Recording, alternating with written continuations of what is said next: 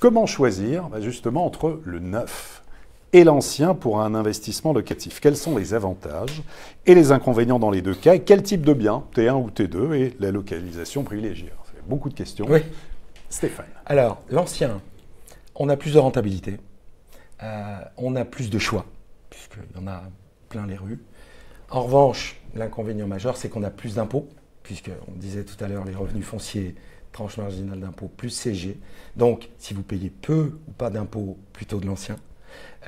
Et l'ancien demande aussi plus d'implication personnelle.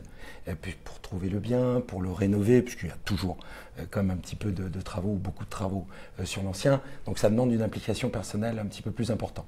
Le neuf, donc là pour le coup, il y a moins d'implication personnelle puisque c'est neuf, il n'y a pas de travaux, etc. En revanche, on a moins de rentabilité. Sur du Pinel, on va être entre 3 et 4%.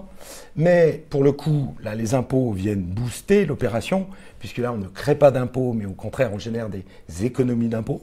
Donc, voilà, globalement, peu d'impôts, pas d'impôts, plutôt de l'ancien, ou si vous payez de l'impôt de l'ancien, en meublé à l'amortissement, ou si vous êtes fiscalisé, le neuf, effectivement, est intéressant, moins de rentabilité, mais les économies d'impôts qui viennent booster l'opération, et puis très peu d'implication personnelle. Oui, tout à fait. On peut aussi la rajouter pour le neuf, le fait aussi qu'on soit aux nouvelles normes, Bien normes sûr. énergétiques, c'est important par rapport à l'ancien.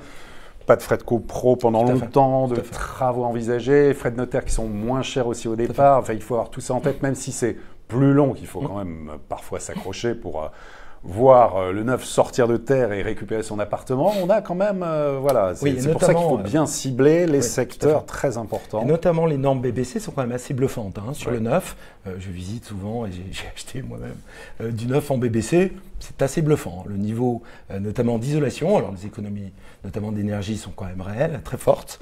Donc voilà, ça c'est pas négligé bien sûr de ce côté-là.